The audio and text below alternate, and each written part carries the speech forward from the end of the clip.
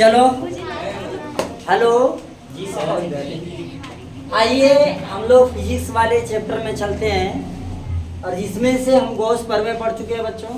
ठीक है, गॉस प्रमेय पढ़ने के बाद हम लोगों को पढ़ना है क्या, गॉस प्रमेय के अनुप्रयोग। मतलब जो प्रमेय हम लोगों ने पढ़ा उसका कहीं प्रयोग भी है कि खाली पढ़ते जा रहे हैं, है कि नहीं। तो यहाँ आपको एक हेडिंग मिली, अनंत लंबाई के एक समान आवेशित सीधे तार के निकट वैद्युत क्षेत्र की। ठीक है बच्चों, मान लो बचवा हमने क्या किया, एक तो चालक तार ले लिया। कै वो चालक तार ले लिया,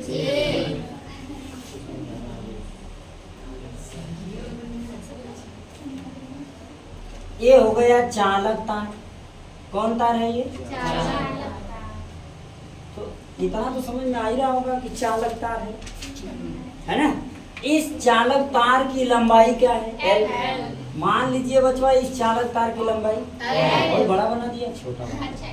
इस चालक तार की लंबाई क्या है, L। कोई दिक्कत। और इस पे लिखा है कि एक समान आवेशित, मतलब ये जो तार है इस पे आवेश क्या है, एक समान, चाहे प्लस चाहे माइनस। राइट है। ये जो चालक तार लिया गया है इस पे आवेश कितना है, एक समान। एक समान बोले लिखा है ना, एक समान आवेशित, माने इसमें जो आवेश होगा वो एक समान होगा, वो चाहे प्लस में होवे चाहे माइनस में। ठीक है बच्चों, ये बताओ प्लस में लिया जाए कि माइनस में, क्यों माइनस में नहीं, वाई हम माइनस क्यों नहीं ले सकते हैं, बोलो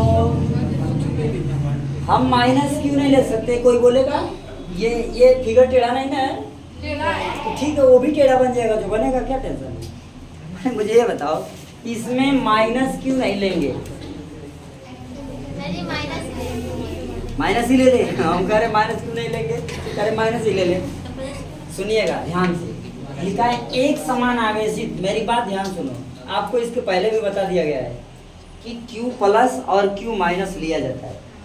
प्लस लेने का मतलब है कि जहाँ Q प्लस आवेश में होगा उसके बाहर की ओर वैद्युत क्षेत्र की तीव्रता लगती है, जहाँ माइनस हो जाएगा वहीं खत्म हो जाएगा। ए लिए माइनस ना रख के क्या रखेंगे, क्योंकि वैद्युत क्षेत्र की तीव्रता प्लस से बाहर की ओर लगती है। क्लियर हुआ। तो इसलिए इसमें कौन सा आवेश लिया जाए बच्चे, धनावेश की प्लस आवेश। अच्छा दोनों एक का होता है, चला मैंने मान ले तुम्हारी बात हम कि दोनों एक का होता है, हो गया। अब देखिएगा यहाँ से R दूरी पर एक तो बिंदु हम का ले ले बाबू P। यहाँ से R दूरी पर एक तो बिंदु का ले ले, जहाँ पर हमें क्या ज्ञात करना है, वैद्युत क्षेत्र की। समझिए जहाँ हमें क्या ज्ञात करना है, वैद्युत क्षेत्र की। तो जब ये बिंदु P लेंगे तो बिंदु जो P इधर लिए हैं बचवा वही इधर हो तो होगा। मैं कह रहा हूँ कि जब विद्युत क्षेत्र उत्पन्न होगा तो चालक तार के चारों तरफ होगा या चालक तार किसी एक तरफ होगा। ओस्टर्ड नामक वैज्ञानिक ने आपको एक नियम बताए थे ना कि जैसे ही विद्युत चालक में धारा प्रवाहित किया जाएगा उसके चारों ओर क्या उत्पन्न हो जाएगा, चुंबकीय क्षेत्र या वैद्युत क्षेत्र, माने एगो क्षेत्र उत्पन्न हो जाएगा। तो जैसे ही ये धनायन इसमें आया, ठीक है, बिंदु P तक इस पे क्या हो जाएगा, वैद्युत क्षेत्र की तीव्रता, ठीक है, यानी वैद्युत क्षेत्र उत्पन्न हो जाएगा। समझ में आ रहा है बच्चों बात, ठीक है।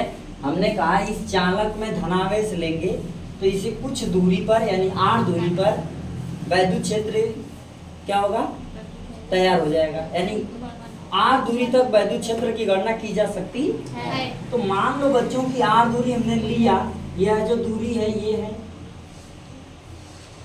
चलो यहीं तक रख लो, यह जो दूरी है ये है, तो इधर भी तो वह दूरी होगी कि ना होगी ना, होगी। ठीक, तो जब इधर और इधर होगी तो क्या है, यो तो होगी दूरी कि ना होगी, बोलो होगा। अब ये का बन गया बचवा, बेलन का आकार बन गया ना। ठीक है।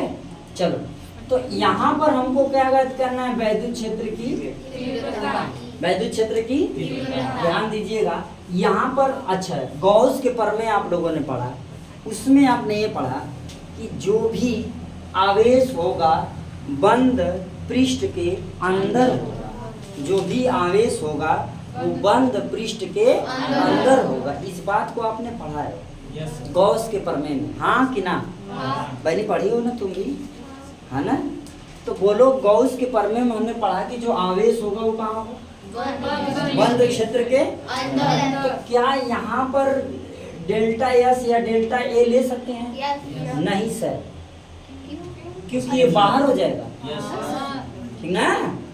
हमको कहाँ लेना? इसलिए यहाँ पर न हो करके वो कहाँ होगा? इधर अंदर की तरफ कहीं भी, अंदर की तरफ आप कहीं भी एक वैद्युत क्षेत्र मतलब एक पृष्ठ ले लेंगे छोटा सा, जिस पर हमको क्या करना है? वैद्युत क्षेत्र की गणना करना। क्या करनी है? वैद्युत क्षेत्र की गणना। तो बच्चों मान लीजिए कि ये हमने जो लिया है वो क्या ले लिया? ds। क्या ले लिया? ds। और इसी पे वैद्युत क्षेत्र की तीव्रता भी हमें ज्ञात करनी है। समझ लो एक बात, ये एक दूसरे के क्या है? समांतर है, एक दूसरे की दिशा में है, एक दूसरे की दिशा के अनुरूप है, हाँ या ना? हाँ। तो बच्चों जब दिशा घटक की और क्षेत्र की समान होगी तो पे जो कोण बनेगा वो क्या बनेगा? Cos theta. अच्छा, जब ये कोण कॉस थीटा बन रहा है, ध्यान से समझते जाओ, कोण कौन सा बन रहा है? Cos theta. तो जब ये कॉस थीटा बनेगा तो ये एक दूसरे के जब समांतर है तो कोण कितना बनेगा? मैं कह रहा हूँ ये जा रहा है, पीछे ये हो जा रहा है, कितने अंश का कोण बनेगा? 0 अंश का, 90 अंश का है ही ना, 90 अंश ऐसे जा रहा है, ठीक है। यानी कि ये वैद्युत क्षेत्र की तीव्रता आगे है, हाई जो घटक है वो यहाँ है ना? तो एक दूसरे के अनुदिश हैं। ऐसी हालत में थीटा की वैल्यू का 0। बच्चों अब थोड़ा सा हम लोग आगे बढ़ेंगे, ठीक, फ्लक्स की ओर। किसकी ओर? इतनी बात समझ में आया? अगर सुनिएगा, अगर यहाँ पर अगर ज्ञात किया जाए वैद्युत क्षेत्र, तो यहाँ ये घटक हो गया ds हो गया, हाई घटक आपका क्या हो गया? ध्यान समझो, ये ds घटक हो गया, और यहाँ पर वैद्युत क्षेत्र इस तरह होगी, ये होगा E। अब ये बोलो लंबवत है क्षेत्र के या समांतर है? लंबवत है, तो यहाँ फ्लक्स क्या होगा? वैद्युत फ्लक्स यहाँ क्या होगा? 0। पढ़े हो, यहाँ वैद्युत फ्लक्स क्या हो जाएगा? यानी का वैद्युत फ्लक्स, वैद्युत फ्लक्स क्या होता है मेरे प्यारे बच्चों? किसी बंद परिपथ में या किसी परिबद्ध क्षेत्र में, ठीक है, वैद्युत क्षेत्र की मात्रा एवं उस क्षेत्र का क्षेत्रफल के सदिश गुणनफल को वैद्युत फ्लक्स करके ही आपने लिखा है। यस या नो? लिखे हो बच्चों ने?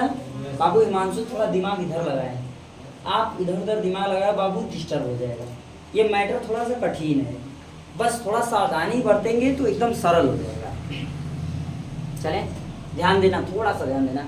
हमने क्या कहा? वैद्युत फ्लक्स बंद पृष्ठ, ये जो पृष्ठ बंद है, ठीक, इसमें उपस्थित क्या, ये जो एरिया आपको मिल रही है, ये जो क्षेत्र मिल रहा है, इसमें से गुजरने वाली वैद्युत क्षेत्र की तीव्रता जो है, इन दोनों का सदिश गुणनफल क्या होता है?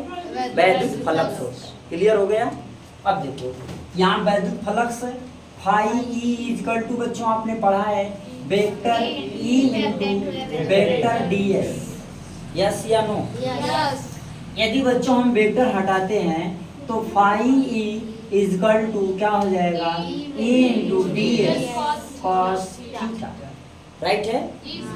Any doubt? No sir. तो यही चीज यहाँ भी तो लागू हो गया, ds है ये इसके अनुदिश है, तो थीटा की वैल्यू कहाँ जाएगी बाबू? थीटा बराबर क्या? 0 अंश, क्योंकि जिधर वैद्युत क्षेत्र है उधरी घटक भी है, ठीक है। जो अल्पांश हमने ds लिया है, इसी की दिशा में वैद्युत क्षेत्र है, राइट। जब उसी की दिशा में है तो ये सदिश हो गया। क्या हो गया? सदिश। तो ऐसी हालत में वैद्युत फ्लक्स क्या हो जाएगा बच्चों? बस हमको यहाँ हम पूरे क्षेत्र की यहाँ बात कर रहे हैं, पूरे क्षेत्र का ये वैद्युत फ्लक्स है, यस या नो? जब पूरे क्षेत्र का जब वैद्युत फ्लक्स होगा बाबू तो हाई का हो जाएगा ए हो जाएगा ए पूरे, जब पूरे क्षेत्र का होगा तो बच्चों ये जो ए होगा तो हाइयो ए हो जाएगा, हाँ कि ना? थीटा बराबर हमने निकाल लिया तो बच्चा फाई ई इक्वल टू क्या होगा? ई ए हो गया। अब हम आगे बढ़े, चलो। लेकिन यहाँ हमें क्या ज्ञात करना है? अल्पांश का। किसका? अल्पांश यानी डीएस का, यानी कि छोटे से क्षेत्र का हमें वैद्युत क्षेत्र की या वैद्युत फ्लक्स ज्ञात करना है। छोटे से क्षेत्र से गुजरने वाली वैद्युत क्षेत्र की जो तीव्रता है उसके प्रति वैद्युत फ्लक्स ज्ञात करना है यहाँ पर, हाँ या ना? ठीक है बच्चा। तो यहाँ होगा क्या? D phi E equal to क्या? Vector E into vector D हो जाएगा बच्चों। बस थोड़ा ध्यान से देखिए, सारी बातें आपको समझ में आ जाएगी। यहाँ तक समझ में आया? यस या नो? क्या बने? आगे ए इसलिए लगा है क्योंकि ये अल्पांश के लिए वैद्युत फ्लक्स ज्ञात किया जा रहा है, ये छोटे से क्षेत्र के लिए वैद्युत फ्लक्स है। समझ में आ गया? तो पूरे क्षेत्र का जो वैद्युत फ्लक्स होगा वो क्या हो जाएगा? Phi E equal to whole integral क्या क्या हो जाएगा? D phi E, right? यहाँ तक समझ आ रहा है? यस या नो में जवाब क्लियर है? इसका फार्मूला आपको मालूम है ना क्या होता है? डायरेक्ट यहाँ पर लिखा जाए फाई ई इक्वल टू क्या हो जाएगा? इसकी वैल्यू ये है तो यहाँ पर क्या हो जाएगा? होल इंटीग्रल ई, ठीक है, into d S cos theta. देखो यहाँ लिखा हुआ है, बार बार लिखने से कोई मतलब, क्योंकि आपको मालूम है इतने बराबर इतना होता है और इतने बराबर इतना होता है, राइट है ना? तो इसलिए हमने ये पॉइंट यहाँ पर ना लिख करके ई into d S cos theta लिख दिया। क्लियर हो रही है बात? समझ में आ रही है बात? समझ में आ रहा मुन्ना? चले बस सीक्वेंस से चलोगे क्लियर हो जाएगा। तो फाई ई इक्वल टू क्या हो जाएगा? देखो ई और कॉस थीटा का समाकलन नहीं होता है, ई और कॉस थीटा का समाकलन नहीं होता है, तो ये बाहर हो जाएगा E cos theta whole integral into d s. ठीक है बच्चों, समझ में आ रहा है? समझिएगा, यह जो डी एस जो यहाँ पर आया है वो एक छोटे से क्षेत्र के लिए, छोटे से सरफेस के लिए है, ठीक? समाकलन करने का मतलब होता है पूरी एरिया का। समाकलन का मतलब क्या? पूरे एरिया का क्या? ठीक है, पूरे एरिया का मान। ठीक है ना बच्चों? बढ़े आगे अब चला जाए, थोड़ा सा और ध्यान दीजिएगा बच्चों। अब यहीं पर बस हो गया है तो क्या हो जाएगा? फाई ई इजकल टू, मेरे प्यारे बच्चों ये दिखाई दे रहा है आपको? चले आगे, ठीक। फाई ई इजकल टू क्या हो जाएगा? ई कॉस थीटा इनटू, देखो डीएस किसका है? इतने का, और ये पूरा क्षेत्र कैसा है? बेलनाकार। कैसा है? बेलनाकार है। तो बच्चों आपको जहां मालूम होना चाहिए बेलन का क्षेत्रफल, बेलन का क्षेत्रफल कितना होता है बच्चों? पाई आर एल। क्या होता है? बेलन का क्षेत्रफल क्या होता है? 2 पाई आर एल। अच्छा 2 पाई क्यों हुआ? क्यों 2 पाई हुआ? हम 2 पाई आर एल क्यों लिखेंगे?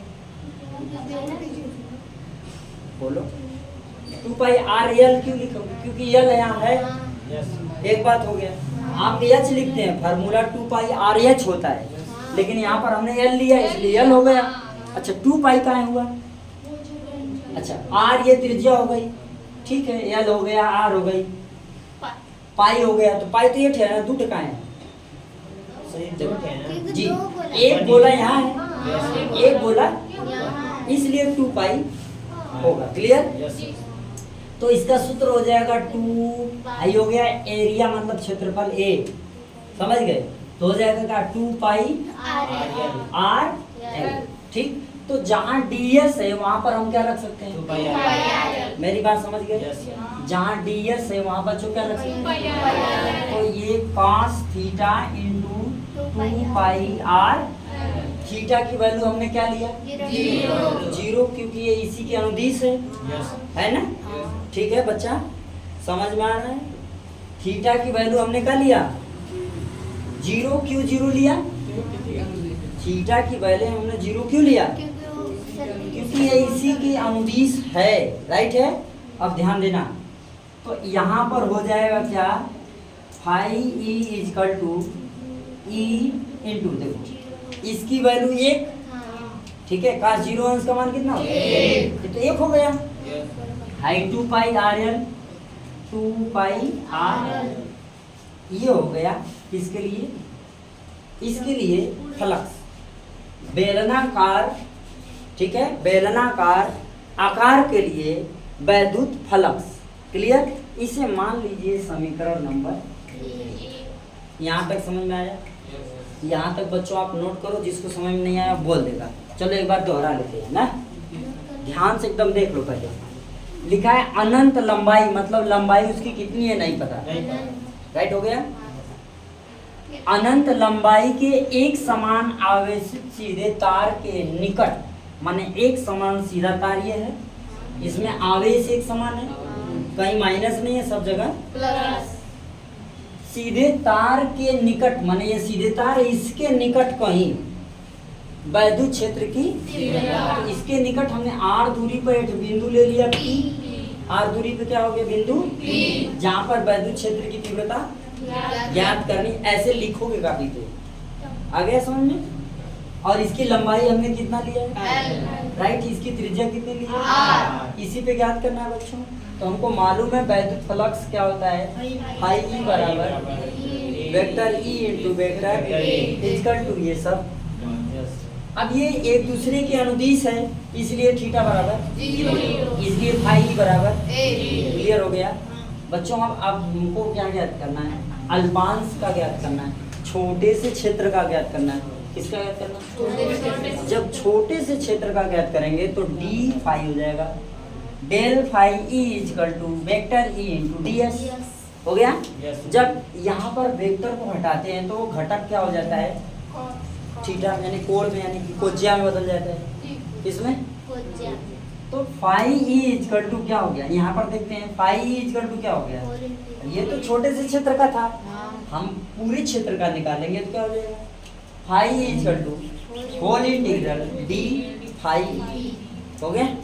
अच्छा, डेल फाई ई की वैल्यू ये है, इसी वैल्यू को हमने यहाँ पर क्या कर लिया? रख दिया। ये vector E into d S है, हम जब cos थीटा रखेंगे तो ये वैल्यू यहाँ से वेक्टर हट जाएगा। ठीक है बच्चों? क्लियर हो रहा है बात? समझ में आ रहा है नहीं? समझ में आ रहा है बच्चों तुमको? बच्चा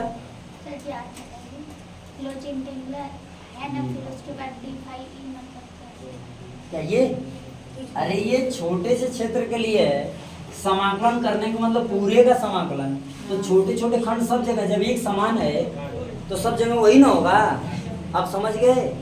बढ़े अब आगे। अब यहाँ तक क्लियर हो गया? अब इसको आप लोग नोट कर लो। हाँ बच्चा जी अभी बताते हैं, क्योंकि cos थीटा का मतलब है जो क्षैतिज कोण बनता है वो cos थीटा को चाहिए, जो लंबवत में बनता है उस क्षेत्र के लंबवत में बनता है वहाँ sin थीटा होता है। आया आप समझ में? नोट करो इसको। देखो सुनिए, इधर देखिए सब लोग। हेलो, कृपया इधर ध्यान दो। चले देखो, आपने समीकरण एक बच्चों बना लिया क्या? Phi E equal to E into 2 pi R L बना लिए। ये आपका इक्वेशन नंबर 1। दूसरी बात एकदम ध्यान से, इत्मीनान से, अच्छे से सुनना। ठीक, वो सुनना ये है आपको मालूम है बंद क्षेत्र के लिए गॉस प्रमेय, गॉस प्रमेय। बच्चों होता क्या है, phi E equal to Q upon epsilon naught, ठीक है, होता है। चले आगे। अब थोड़ा इस क्षेत्र पर ध्यान देंगे, इस फिगर पर ध्यान देंगे, शायद आपको और समझ में आए। ध्यान देना, यह जो लिखा हुआ है इसका कोई घनत्व होगा, और ये घनत्व किसके प्रति निकलेगा, आवेश के प्रति। किसके प्रति, आवेश। ठीक, इस चालक की लंबाई क्या है, एल। यहाँ पर आवेश क्या होगा, क्यू। समझिएगा, एकांक लंबाई पर, ठीक है, इस चालक के एकांक लंबाई पर वितरित आवेश की मात्रा को आवेश का रेखीय घनत्व कहते हैं। फिर से सावधानी से, चालक तार की एकांक लंबाई, ठीक है, चालक तार की एकांक लंबाई पर, ठीक है बच्चा, एकदम आराम से सुनो। चलो लिख दे रहे हैं, नहीं तो तुम लोग ना खाली सुनते रह जाओगे, फिर कहोगे सर एक बार लिख दे रहे हैं। सुनिए, चालक के एकांक लंबाई पर, ठीक है, एकांक लंबाई पर वितरित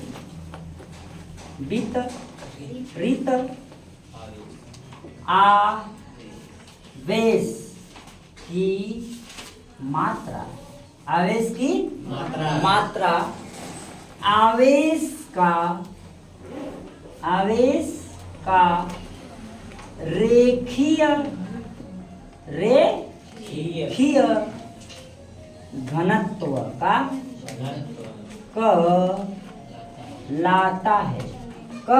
कहलाता है। इसे किसे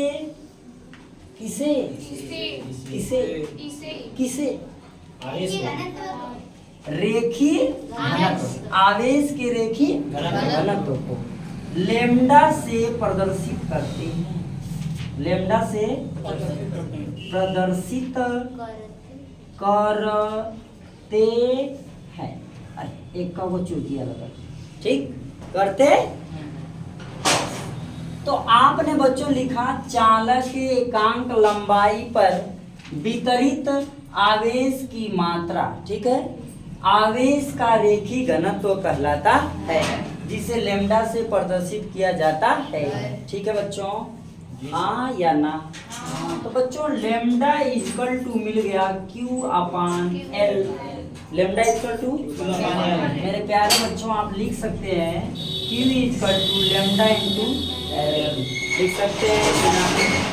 यस, लिख सकते हैं ना? बोलो हाँ। लिखेंगे Q का मान समीकरण, इसको समीकरण 2 मान लीजिए, ठीक है, समीकरण 2 में रखने पर, ठीक है बच्चों, ओके।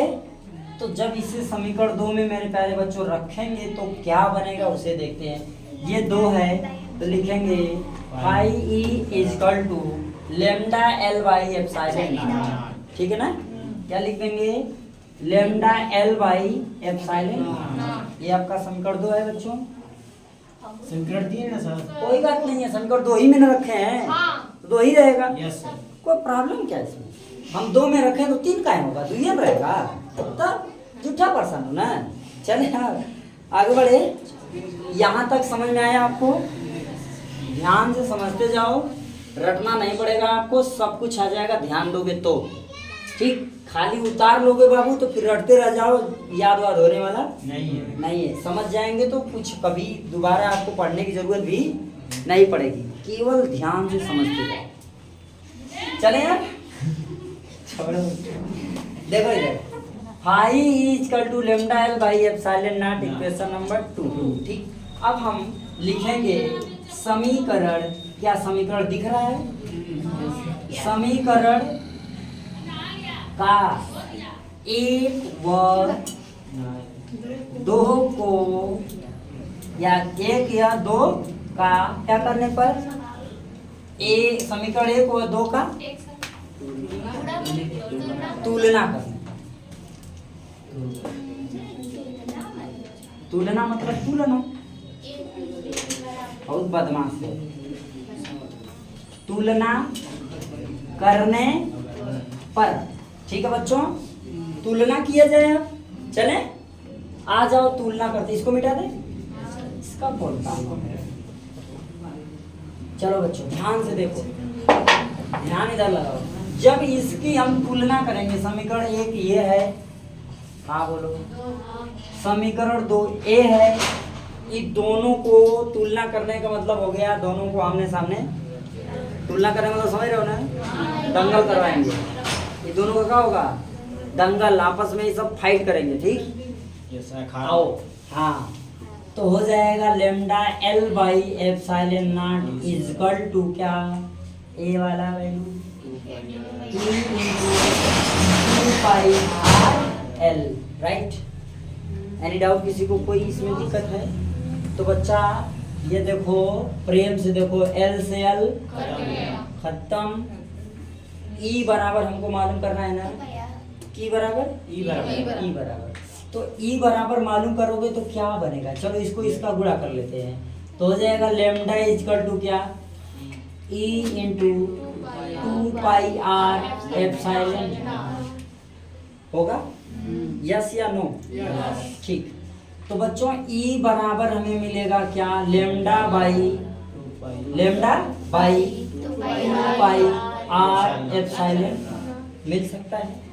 बच्चों हमारे प्यारे स्टूडेंट्स इस बात का ध्यान देंगे कि ई बराबर हम लिख सकते हैं क्या, 1/4 pi epsilon not into 2 lambda बटे में लिख सकते हैं, क्योंकि 2 से 2 कट जाएगा, मतलब 2 से 4 कट जाएगा, फिर 2 आ जाएगा, ठीक है। इस तरीके से ये हो गया वैद्युत क्षेत्र की तीव्रता। क्लियर हुआ बच्चों? वैद्युत क्षेत्र की जो तीव्रता होती है वह क्या होती है, उस चालक तार से दूरी r के व्युत्क्रमानुपाती होती है। वैद्युत क्षेत्र की तीव्रता जो होती है चालक एवं चालक से दूरी r के व्युत्क्रमानुपाती होती। मेरी बात समझ में आया? चालक से दूरी r के क्या होती है, व्युत्क्रमानुपाती। कौन? वैद्युत क्षेत्र की। हम लिख सकते हैं क्या, E is proportional to 1/r। Okay, लिख सकते हैं कि नहीं? E is proportional to 1/r, क्योंकि ये है समानुपात, क्योंकि यह स्थिरांक, इसके बराबर हम लिख सकते हैं E is proportional to 1/r। ये हो गया आप जो पूछ रहे थे उसका जवाब। क्लियर हो गया बच्चा? तो छटियाए से कुछ नहीं होता है ना, समझ आया कि ना? आराम से धीरे धीरे पढ़ते जाइए, सब क्लियर होता जाएगा। देखिए यहाँ पर ये है lambda by 2 pi R epsilon naught. अगर हम इसमें 2 से गुणा करेंगे तो इसमें भी तो करना पड़ेगा, तो हमने इसमें 2 से गुणा किया तो यहाँ भी 2 से कर दिया। तो ये 2 पाई आर एप्सिलॉन नॉट था, तो हमने लिख दिया 4 पाई एप्सिलॉन नॉट। आर हमने इधर कर लिया, इनटू है 2 लेमडा है, 2 से 2 काट देंगे फिर यही आ जाएगा। आ गया समझ में? ये इसलिए बनाया गया क्योंकि आपको इसका प्रयोग बताना है कि वैद्युत क्षेत्र की तीव्रता गॉस के प्रमेय का क्या किस हिसाब से प्रयोग होगा। तो वैद्युत क्षेत्र की जो तीव्रता होती है दूरी r के व्युत्क्रमानुपाती होती है। इस चीज का आपको प्रूव करना था। क्या बात समझ में आया? ये अनुप्रयोग बच्चा नोट कर लो, ठीक है ना? इतना छोटा